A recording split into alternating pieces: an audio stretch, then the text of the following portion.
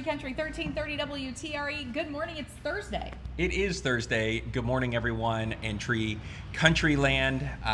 We have to pull back the curtain a little bit this week. We do. So we have been traveling. We went with the St. Mary's group to Honduras. This is your second time being here? It is my second time here, and so it's great to be back and see a completed project.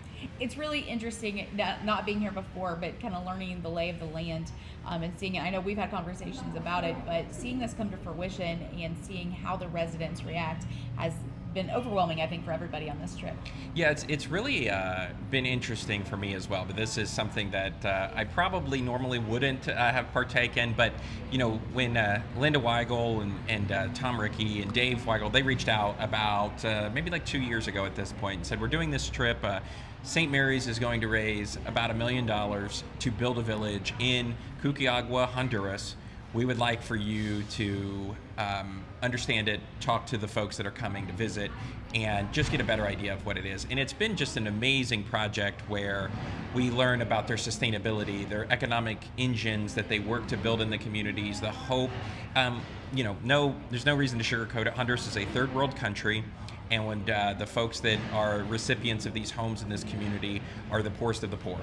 And the work that has been done is just amazing, because when we were here 18 months ago, it was some folks living in tin shacks, and you're going to hear from one of our guests later about those conditions, to today.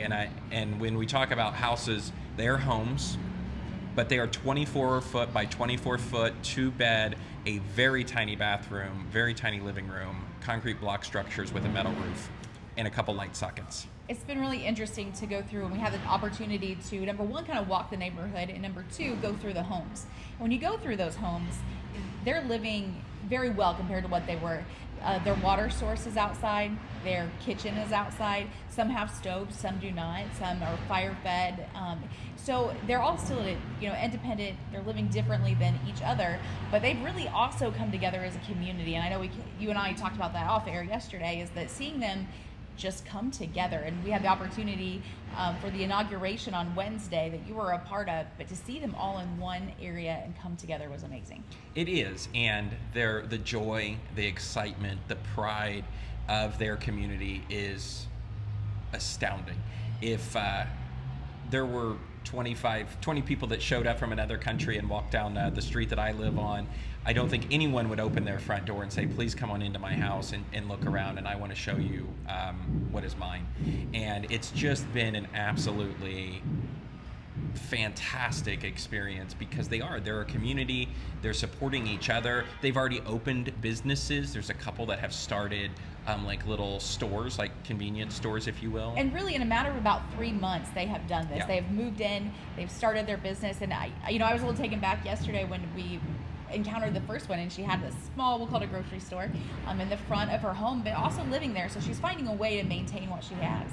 And we're going to hear from Saputo and Food for the Poor too. That's the part that actually got me the most interested in this project when they originally came and asked, was there is a component about this that creates sustainability. It's not just a handout, it's truly a community built to give hand-ups and eliminate poverty when possible. And that's what they're doing, and it's a proven model, and it's something that I think a lot of places could learn from, a lot of organizations could learn from. We look at how welcoming they were, and we get off the bus yesterday and everybody's hugging and they're happy. We then walk through the streets and we're able to kind of visit at their homes, pass out some candy. But the one that stands out to me, we asked about their dog. I believe the name was Minnie, but they also told us they had a bird. Yeah. And we said, that's great. Walked on, and it was probably a good 5 or 10 minutes later, and here they come. They come to find us, to show us the bird. And to me, that was just the most welcoming. That what more could I want? I want you to be a part of my home.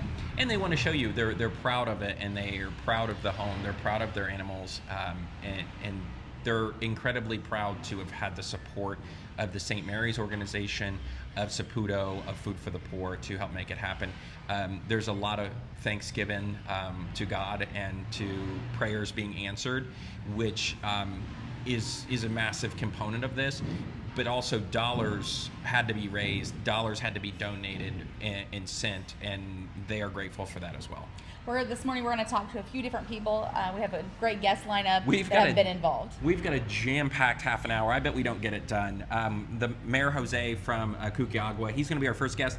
He doesn't speak English, so Linda from Saputo, which is the nonprofit government organization on the ground. She's actually going to translate for him, so you're going to hear that interview from him, with him. And then we're going to have her as well, Father Carlton Beaver, who is a Food for the Poor priest, has been at St. Mary's multiple times. Linda Weigel and Dave Rickey, of course, from Greensburg and St. Mary's, have done this trip now 3 times. They're really the driving force behind it. And then we're going to hear from Juan and Carlos from Saputo. Juan is the program manager, so he oversees all projects for Food for the Poor in Honduras. And then Carlos is a certified civil engineer here in Honduras. He works for Saputo as well, and he sort of leads the project. So we're going to hear from him. And then our last guest will be Lil. She's the donations director. She's been a phenomenal resource for us this week. She's really the connection that help brings it all home. So we've got a great guest list this week. I don't think we've ever had 8 guests and a mayor join us on a Thursday. So stay tuned right here to WTRE. We are going to kind of put these interviews together. So we're trying to do it the best we can. And it'll be fine. Be patient, have a little grace, right? They tell us here to have our flexible card, not our credit card, available, so we're going to get it done. And it's going to be a great Thursday morning segment here on WTRE that is coming to you from Cucaagua, Honduras. We'll be right back on WTRE. Okay, so our first guest is Mayor Jose of Cucaagua. Thank you for being here, sir, and thank you for welcoming us to your city this week. Está dándole la bienvenida para que cómo está usted y que le cuente de su ciudad esta semana. Muy buenas tardes, mi nombre es José Esteban López, alcalde municipal del municipio de Cucaagua, Copán, Honduras. No contentos de tenerlos a ustedes aquí en nuestra comunidad y para nosotros, pues como habitantes de este pequeño municipio, nos honran mucho con su visita. We are so happy to have you here and we are so honored with your visit. Wednesday was a big day. You made Wednesday a very special day. Can you explain what that meant, having the inauguration for the village? Dice que el miércoles ha sido un día bien especial para usted, que si le puede explicar lo que ha sentido usted con la inauguración de esta villa. No, nosotros personalmente y como alcalde de un municipio es una experiencia muy conmovedora porque pudimos darle una esperanza a muchas familias. Us as a mayor here in the city, we are so grateful for you because we have given these people some hope and we are so happy to have this inauguration. Tell us a little bit about how this project got started and your passion for it. Dice que le cuente un poquito de cómo este proyecto fue comenzado y su pasión por él. Nosotros teníamos un basurero municipal. We had a garbage dump. Y nació una incomodidad de parte de los habitantes. And people, the population were a little upset of the garbage dump. Por la contaminación del basurero que había en esa zona. Because the pollution that was in that zone. Movimos el basurero hacia otro lugar. We moved the garbage dump to another place. Y nació la idea de hacer el terreno con las condiciones para poder hacer una colonia como la que tenemos ahora. And the idea was born to fill up the garbage dump and make a village or a community as we have now. He has some sweat equity, I'll call it. He's got some investment into this property because he cleared that land to get ready for it. Ya, dice que como que sabe que usted invirtió algo en esa tierra porque fue usted el que la niveló. Sí, como familias somos dueños de una constructora. As a family, we're owners of a constructor business. Entonces yo doné 400 horas de un bulldozer para poder. I donated 400 hours of a bulldozer to be able to level the land. Para poder crear las condiciones para que ese terreno pudiese estar apto para construir. That way, that land would be ready for construction. Y no le costó un lempira a la municipalidad ni a los beneficiarios. And it didn't cost any money for the city hall or the population of Cucaagua. Well, it's an incredible project that you've been spearheading. Dice que es un proyecto increíble que usted ha sido el creador. Sí, la verdad que bueno, no fui yo, fue Dios quien puso esa visión. That it wasn't me, it was God that put that vision. Cucaagua seems to be very busy. There seems like a lot of construction is happening as we've been here this week. Talk to us a little bit about what else is happening in Cucaagua. Dice que se ve que Cocuyagua hay mucha construcción. Que le cuente qué más está pasando en Cocuyagua. Somos un pueblo convergente. We're a town that everybody comes to the town. Entonces, muchos municipios aledaños Many of the counties around us hacen el comercio local aquí en nuestro municipio. do the local commerce here in this county. Es la principal ciudad de abastecimiento de todo el sur de Copán. It's the biggest city in the south of Copan. Y el nombre Cucuyagua, And the name of Cocuyagua, históricamente, historically, significa pueblo de comercio.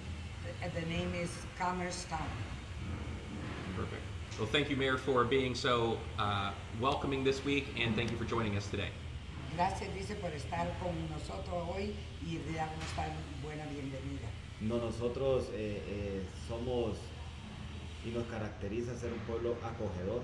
We're known by it because we're a very welcoming town, Y próspero. very prosperous. Lo que usted ve en el municipio es fruto del trabajo de What you nosotros. see mismos. in the county is the fruit of the work that we have here. Gracias. Thank you again for being here. Ya, gracias. Perfect. Thank you. Well done. Great job. We are here with Linda with Saputo. We've been here in Honduras with you this week, coming together with Saputo and Food for the Poor to get inauguration started for this village, going out and visiting it. Tell us what it's like for you to see this come to fruition. Well, for me, it's so, I mean, it's hard to have words enough to say, first of all, that we're so grateful for you, for St. Mary's, for Greensburg, for everybody that has pitched in for this community to have an end of how it has become. This is changing lives for 52 families. It's not only giving them a house, but giving them a hope and giving them a home. They're so grateful because of all what they've been praying for. It's finally having an answer, and now that you saw all those faces, all those smiles of the kids and the people there, I mean, for me, it's like tears of joy, and so happy and so honored to have you all here that it's impossible to say how grateful and how happy I am with words. Yeah. So Linda, we've gotten to know Saputo a little bit, but a lot of folks that are listening at home don't know anything about Saputo. But you have been doing this for 20 years. You started Saputo. Tell us a little bit about the company, and I can tell you're still very passionate about it 20 years later. Well, yeah, I think Saputo is my fifth son. I have 4 sons, and well, my kids say that Saputo is my first son, not the fifth one. I started it because Robin Mahfood, that was the CEO and the brother of the founder of Food for the Poor, asked me that he wanted to work with us here in Honduras, and that's how we started it. And for us, it's a passion. It's a way of helping the poorest of the poor here in the country. And we do everything. We do housing, we do clinics, we do goods in kinds, we do schools, so we do everything. What we try to do is change lives of our fellow men here in the country and give them an opportunity, a hope that they can do better in life. We know that we won't be able to get rid of all the poverty in Honduras, but at least we'll do something. We'll do and help the people that are such in much need, that they just need somebody to hang them a little hope for them to be better in life. Kind of talk about how that collaboration with Saputo and Food for the Poor happens, and then from that point they get chosen for a house. So how is that process? Well, first, we here in Saputo in Honduras, the city halls, the mayors of different counties, they come to us, telling us the need and telling us that they have the land to be able to build houses. We don't buy land. So we think that the government here has to put something up. So they do the land, and they do what we call the agregados. That's the sand, the leveling of the land, and that the city hall, the government has to do. Then we send our social promoters to the place to check that if the people that the city hall has chosen are the right ones, are the poorest of the poor, and they are in much need. We have prioritized people that have more children, people that have somebody special in their families, and that way we choose them, we teach them, we give workshops for them that teach them how to live in a community, how to be leaders. We do all kinds of workshops for them to be prepared to live in a new place, in a new environment that they are not used to. What is something that you wish to share with the folks listening at home about the work as the largest non-governmental organization, the NGO that helps facilitate this on the ground? What's something you'd like to share? Well, I would say that if it wasn't with your help, the people in the States, the people in Indiana, the people in Greensburg, for us it would be impossible to help. This is why we joined Food for the Poor, and we are the partners of Food for the Poor here in the country, because the locals know the need, but knowing the need is not enough. We need to have a hand outside Honduras that has the means to be able to help us move the people to the right place and be able to change their lives for somebody that doesn't even have a dignified home where to live. I think it's interesting too. I've learned with Saputo this week. You're a very family-oriented business, so a lot of family works for you. How has that kind of integrated into Saputo, and what's that created for you, having family as part of this? Well, I think if I tell my kids and my grandchildren, and I teach them how to share, how to be, good with the other people, that would keep my family together. And like I always say, we receive more than what we give out. I mean, just going to community that you have fulfilled their wishes, you come back home with your heart that's ready to explode, and you go to bed and you sleep like a saint. And they will be doing the same at their home, at their new home, sleeping under a roof with walls around them that would keep them from the rain, from the wind, from all the things. Some people live where they have snakes and rats in their homes before they have been moved to a community that Food for the Poor Saputo, through all of you, make. Linda, thank you for joining us. I think this is our third time. I've been here twice, and you've been to see me once. So we look forward to welcoming you back to Greensburg again. Will and do. thank you for. I still have the thing that you gave me. Oh, the pen. Yeah, the pen that you gave me with the house and the tree up there. Fantastic. Well, thank you, Linda. So will do. Thank you very much. Okay, Father Carlton Beavers joins us. Father Carlton, you've spent time at St. Mary's. You're a guest priest there. You've sort of been helping spearhead this process along. You also work for Food for the Poor, which is the United States-based global nonprofit that kind of backs a lot of projects around the world. Tell us a little bit about how you got started with Food for the Poor and the St. Mary's Project. Okay. I was at St. Mary's as an associate pastor back about 1978. I was there for about 4 years. That's how I got to know the people of St. Mary. And then all through my priesthood, I've had Food for the Poor come to the parishes where I've been to talk about the work. And so when I retired, I decided that I wanted to join Food for the Poor and become a spokesperson for them. So that's how I kind of get started on it. When I see you go into the village, you go in with such an ease, like you are at home when you go in there. Explain to me how that process has evolved for you over your years in getting involved. Well, I think the idea of Food for the Poor is an inspiration to me. So it makes it easy to go in and to meet the people. Since I can somewhat speak Spanish, I feel very comfortable there. I travel to a lot of parishes in the United States to talk about Food for the Poor, where they speak Spanish, and so it's kind of like I can identify with people in those places as well as the countries that I get to visit as well. So it kind of is just a very comfortable feeling. Talk to us a little bit about the connection that the United States has with, worldwide, these communities that Food for the Poor supports, not just here in Honduras, but really globally. Right. We work in 15 of the poorest countries in Central and South America, many countries in Central America. In South America, we're in Venezuela and Colombia. But we provide not only food and drink, because our name is it's a bit of a misnomer, Food for the Poor, because we do much more than that. We build schools, we build houses, we dig wells, we provide pure water. So we do things that can be sustainable projects that are going to help people to change their lives, and so that they can take control of their lives and improve them once Food for the Poor walks away. So I know that part of your job is to promote the organization, but when you walked into the village yesterday on Wednesday, and that's opening day, there's 50 plus homes on the ground, there's children everywhere. What part gets you still committed to doing it every day? To see what was once empty land suddenly filled with people and houses and kids smiling and laughing and running around. I saw how they lived before. We visited their homes, their shacks, and we saw how they lived. And to see the transformation that's taken place in just a few months since they've moved in is really phenomenal. So that really kind of inspires me to continue to want to do this. Being my first time on coming to Honduras and on this mission trip, the gratefulness that you get back from these families far exceeds anything I could have ever imagined.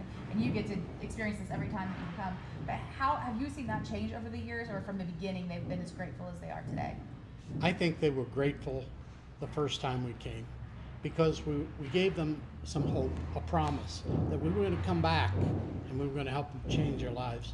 And we fulfilled that promise. And Tom has said, you know, all the other things that St. Mary would like to do in the future, and I think we're going to continue that to fulfill that promise as well. So it's inspiring. Father Carlton Beaver, thank you for joining us. We appreciate it. Thank you. Thank you very much. Linda Weigel and Tom Rickey joining us. We are here in Honduras. We've been out at the village. You both have been involved for some time. So Linda, let's start with you. How did you get involved with Food for the Poor in this trip? Back in January of 2023, Tom and Susan were driving in their car, and they called me up, and they were wanting to help Food for the Poor in some way. And I asked him what country, and he said Honduras. I said I'm in, because I had been there many times prior to that on iMission trips. So that's how it all started. Then a couple months later, actually in May of 2023, we came to Cupiagua, and we were visiting different people in their homes. We were visited different completed villages that Food for the Poor and Saputo had provided for the people. And then we had the opportunity when the mayor had offered this land to build this village. And Tom and I discussed it, and we brought it back to Father John Meyer, and he was on board with it. So that's how it all started. All right. And Tom, where did it start for you? Okay, it started actually way back in 1990 when my wife Susan was deathly ill. She went to 3 hospitals on Christmas Eve, and all 3 hospitals told her that she was dying. I prayed to Jesus, and I said, Jesus, I know, you know, if you decide to take her and you need her in heaven, you know, Andrea, our daughter who was 10, Luke, our son who was 9, and myself would be fine, because we have to be. You know, we have to go on, because you know best what you need, and so we have to deal with it, okay? But I did also ask him if he would please save Susan for Luke and Andrea and myself, that from then on I would do anything and everything that he ever asked of me forever. So that was a miracle 1, okay? Miracle 2 is 34 years later, 35 years later, we come, 2023, we come to Honduras, and this is the big project, okay? Here's the big calling, okay? We come here, this is nothing, as Linda and all the other people have said. They had nothing, but they had so much faith and so much unbelievably positive attitude. And so we knew that this was the spot here in Cupiagua, Copan, Honduras. And now we have given them a whole new life, as Father Carlton and Linda Cuello, Linda Weigel have already said. And but this is all a blessing from God because we pledged, $1 million. Well, you just don't raise $1 million by just snapping your fingers. The good Lord took care of it. He raised all of it for us. We didn't do anything. So, Linda, that's obviously a big, long. I mean, that's a story that has a lot of legs and impact. So when you're here today, and I'm going to ask Tom the same question. When you're here, on Wednesday this week, all the work that the two of you have really been putting in to spearhead this at home, like it's paid off. There they are. What really moved you the most? It was just I was full of joy and tears. It was just so overwhelming to see all those beautiful homes when we got up to the mountain and seeing all the people, all the children running to greet us, giving us hugs, thanking us. It made everything all worthwhile. I remember as we were driving up the hill to the village, and I heard you kind of gasp because you saw the homes for the first time. What went through your head at that point as you're seeing it? Because it's a little rocky road to get up there, so It's real. It became very, very real because the last time I was there, it was just full of dirt, just a flat surface, a plateau. And the way they have constructed this, they made little hills so that they can, the rain can drain down through the ditches, and it was words can't describe it. Tom, what's the most impactful thing this week for you? Just seeing the joy and happiness of all the donors, of all the people. They've just been given a whole new life, something that they had no idea even existed. I mean, this is just totally foreign for them. From what they've been raised up in till now is just, they have no idea what they come through to now. It's miracles. It's just miracles. Life changing. Yeah. Yep. I think it's been a very emotional and impactful week for everybody. So Tom, Ricky, Linda Weigel, thank you for spearheading it on behalf of the St. Mary's group. There's a lot of people to thank, but the two of you really have been the driving forces behind it. So congratulations on a job well done. And I think you would all say you're not quite done yet, Right. but congrats on at least this part. Thank you so much, very both much. of you. Thank Thank you. you so much. All right, we've got Juan with Food for the Poor. Tell us about your role with the organization first. Yes, thank you. So my role, I'm the program manager for Honduras. I take care of all the programs and all of the projects that are in Honduras. Most of them that we got the sustainable community development like Cucuyawa. I'm in charge of taking care of them, going to see that everything is going on track, speaking with the beneficiaries, and the most beautiful part, engaging with them, seeing how they can be very successful in life with just a little bit of amount that they are given to them. So mostly my role is that I have been the program manager. I have been with Food for the Poor for a year and 3 months already. And a little bit of context about Cucuyawa was the first community I went when I started my job. Was a little bit nervous because I didn't know how the people was going to be, what things I can expect it. And for me, this community has been like a baby. I've seen the people, where they were, where they live, and how they were on their daily basis. And now I can see the difference of how they are looking in the new community.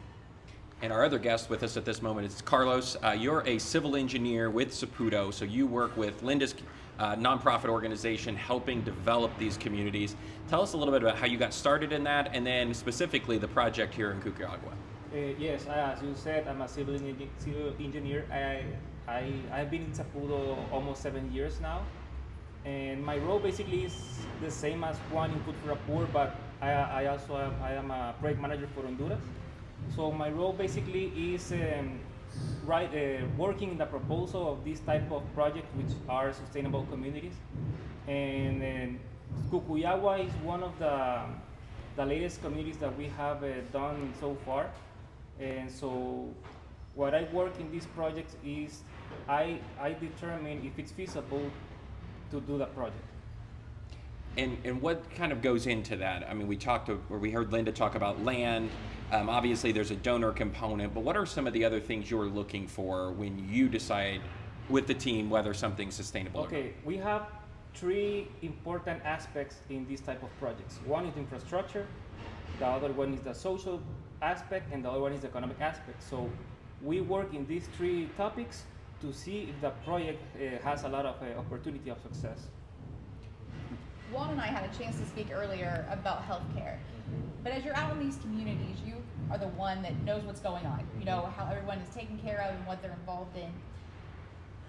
It's come a long way. They have homes now. So for you, watching them go from not having a sustainable home to where they're at today, what's that like for you as you go through one of these projects? For me, it's an amazing feeling that I got getting to know these people, how they live, how poor they were, the sadness that you can see in their face. And for me, this week, seeing them in their new home has been an incredible feeling that I got, seeing them very happy. Now with a lot of things that they want to do, now they have expectations in life. They said, we want to do this, we want to do the other one, we are going to be taking care of our house, of our community. So that thing has been very grateful for me. One thing that I love a lot about my job is seeing that change in the life of people. That going from being sad and having nothing, going to have a lot, and then and a lot I mean not only infrastructure part or material things, but inside of them. Having God in them, having that feeling of superation in life, and that they want to be better. How do you work through the process, right? Because as we've talked about, it was dirt to now it's a community. So how do you bring everybody along, right? There's 50 new families living next to each other. They're from all over. They're not necessarily all from the same region or area. How does that process get started, and how do you make it successful? That process is a very, very important process, and that's made by the social promoters from Sepúlveda. They are the ones that are engaging the people, teaching them social cohesion, well-being, financial literacy, and a lot of these components that social that they are going together. So these people are from all over the place. They're not from a community, and they're gathering to a new community. So the target is all this social part, trying to get to the mindset and changing the mindset of these people. It's the key for this. And at the end, the work it's being done alone, because the same people from the community are targeting who's the president's gonna be, who the treasurer is gonna be. They already know who have some qualities and qualifications to have this position. So basically, for me, the best and a very important part in these communities is the social part, changing the mindset of the people and getting to know the world from a different perspective. Carlos, you get, as the engineer, civil engineer, you get the opportunity to build this up. So you, from the ground up, you kind of have that organizational piece to it. So then when you come back and you see a community like today, what's that like for you? No, for me, I feel really, really blessed to see all these life-changing the families. But I want to let you know that even though that I'm a civil engineer and I focus a lot on infrastructure, I oversee the whole project. So I got the opportunity to see the whole process, working together with all my partners that work the social components, the economic components. So I really not only focus on the infrastructure, but I also help to gather all these pieces to work together as a team. So, and when I see the final result, the final product, that is the joy of the families, I feel really blessed to work in an organization as Sepúlveda together with Food for the Poor. Well, we want to thank you both for taking the time to talk with us and share a little bit about what you do here in Honduras with our listeners back in Indiana. So thank you, and we look forward to being back to see you again sometime soon. Thank you so much, and thank you to all the listeners and the donors, because every penny that you donate, it's a penny that's goes toward the well-being of a lot of people that are really in need. Thank you so much. Thank you. Thank you. All right, we are back. This has been a really exciting week for the St. Mary's group coming here. We're in Honduras. Tell us, as you're part of Sepúlveda, what your role is and what that does for you. So yes, my name is Lil Rieti, and I'm the donations director for Sepúlveda in Honduras. With our partnership with Food for the Poor, so I'm in charge of more or less all the gifts in kind that we receive from Food for the Poor, making sure that we're distributing across the nation to the people that really need it. So we kind of work very close with our projects department, because all of the programs that we handle, we kind of link them to the donations program, so that things that we receive from the states, instead of purchasing them locally, we can donate what we get, and that way we invest the money in other things that we don't have. Talk to us a little bit about the areas you work in, because Saputo stands for something as well, and you were telling us earlier it is done, right? It is done. And so the kind of the motto of the whole company, we talked to Linda a little bit ago, is to just get things done, but it spans almost the entire country in a ton of categories. So yes, we have around 14 programs that we handle, from the very elderly to the young adolescents to very small kids. We have programs as Angels of Hope, that is a Food for the Poor program, that is an orphanage program. We have medical programs that we do treatments with the Ribbons of Love, that we support women in poor conditions with breast cancer or cervix cancer. We also have wheelchair program that we work close and tight with our donor in Free Wheelchair Mission through Food for the Poor as well. We have the infrastructure department as well, the building of schools, the building of clinics, houses. So we do very much a lot of in our country. So if anyone comes around with some sort of need and we're not doing, we find a way to start doing it. It's been an amazing experience this week. I think everybody would agree with that. What's it been like for you to see this village come to fruition? It's a life-changing opportunity, because I had the opportunity with Doña Linda to go to Indiana. And when the land was just granted and nothing was built and nothing was done, we were already telling the stories of the people and the families that were going to be benefited to your parish, to your community, so that we can connect and see how we can help together. And 18 months after, we're here again, and we see the first 54 families that are having a life-changing opportunity. That's a blessing.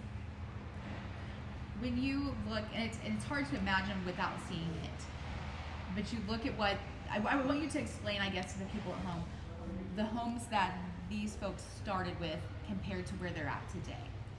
So yes, it's really hard to picture it if you haven't seen it, but even for us that we're kind of seeing it on a daily basis, it always gets our heart, because it's just imagining people living in a piece of 4x4, built out of carton, out of nylon, out of zinc, and just being aware that if there's a strong wind, the house can blow away. If there's a strong storm, water filters in. And just picturing a mother with many children, that they have to be positioning the kids in a different angle of the house, because if it's raining, they're pouring out. The winds, they're just praying to God that the sinks or the nylon will not fly away. And for them now to be in a safe place where they know that the thunderstorm can come and they won't get wet, their ceiling won't fly away. There's no possible way how you can explain the difference that they're feeling now. I'm a mother of 4, so for me it's very easy to get on the feet of these women that are dealing with unsafe and unsecured circumstances, that they have to do whatever they can to protect their children. Well, thank you, Lil, for being a part of it. Thank you for being such a gracious host this week. We've really enjoyed getting the opportunity to know you and hear about your passion for this as well, and meeting the folks of Honduras. So thank you for everything you've done. Thank you, and all the blessings to the Lord, because He's all the one who's getting us connected to do this great job that we're doing all together. Thank you. Tree Country 1330 WTRE. We really hope you've enjoyed this morning. We've had a lot of great guests. We hope that you understand a little bit better of what St. Mary's has been doing here in Honduras. It's been a phenomenal week. I know there's been a lot of tugging at the heartstrings that have happened, because it is one of those things where we are so fortunate. We are so blessed. There's safety nets in place for those in our community. There's great nonprofit organizations in our community. You run the community healthcare clinic. You see patients that can't afford healthcare in our own community. We know those stories, but boy, this level is extreme. It's a game changer, and I had the opportunity to talk with Juan a little bit today because I had a lot of questions about how the processes work, and really their lack of health care. It's exactly that. It's just not here. They just don't have it. They have a small clinic. If they're pregnant, they get seen there. Beyond that, they can't afford medication. They don't have access to medication. That has to come from the states. It has to be bought by the country. And they don't really have the access to do that right now. So I really got to see the deficits that even though we are less fortunate in some spots, we still have some resources that they still don't have here. And one of the conversations I had with the mayor 18 months ago was like, what are you working on, in the city that is something you want to focus on? And he said he's trying to get an ambulance bought, and I think he's still working on that. So 18 months later, there's still a desire not to update an ambulance, but to get an ambulance. The nearest major hospital is in Santa Rosa, which is about an hour away. We actually came through there, and it is not a nice road. It is not an interstate. It is truly a process to get to Santa Rosa and access that healthcare. So that's a big thing. What do you think this week? What's your biggest takeaway, biggest moment? Like, and I said this yesterday to several people, is when I came away yesterday, the simplicity and the sense of gratitude just overwhelms me. We look at the lives that we lead, and they're busy, and there's always something going on. And the simplicity of this village and how grateful they are for that. They're grateful to have a home. They are grateful that they have food, that they now have neighbors, they have a dog. I can take that back, and I think that learning how to be a little more simple is not a bad thing after seeing it here. Touring the homes, one of the ladies had a North Decatur shirt on, and that's right in our area. It was also track and field, so I told her, I was like, the shirts it's where I'm from, and my niece she runs track. And for her to just make that connection, she just kind of had some tears coming down, but to make the connection that even though they're here and we're back in Indiana, there's still a connection here. And you cannot, and people say that, but you really can't put into words visiting with these people what it's like. On Tuesday, we were able to do bicycle distribution and clothing distribution, and that was donated by a couple different organizations. A lot of the clothing did come from Decatur County as something that St. Mary's had worked on, where the North Decatur shirt came from.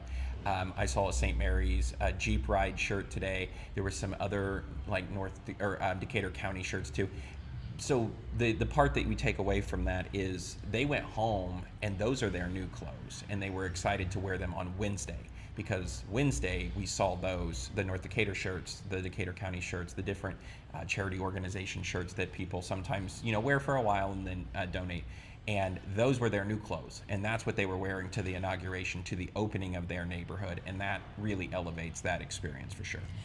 It touches you in a way that people will never understand, but to see them be able to take those things from home, and again, you said it, that's their new clothes, and they were so proud to have those clothes. And we had talked about the bicycle distribution a little bit. To be that excited to more than likely be your first bicycle, and we go back the next day and they were on those bicycles going as fast as they could. One little girl just so proud, she had to show me that she had learned how to skid. Skid, yeah. Well, every kid likes that. We were out walking around on Tuesday after there was one kid that already, his dad had a giant adjustable wrench out, and he was washing it. Yes. He got his brand new bike within 15 minutes of having that bike. And so it was great, lots of joy. It was sort of like a lottery. So each family that came through picked a number. Everyone got a bike, which is an amazing feat in itself. And again, we're on a mountain way up outside of the village, multiple kilometers, and the bicycle might be the only mode of transportation. Some have dirt bikes, no one has a car. And so it is kind of a big deal to get a decent bicycle, and there was a lot of joy that was happening. This is your second time being here. It is. I'm sure the takeaway is not a whole lot different because you keep experiencing what it's like. But what in this trip stands out for you? Yeah, I think it's interesting because the first time you come, there's a ton of shock and awe component of just, oh my gosh. We did have the opportunity the first time to go into their homes that they were living in homes here is that shacks, shanties, 10, you heard Lil talk about that, just the smallest of small places. And to see some of those same people, recognize some of them.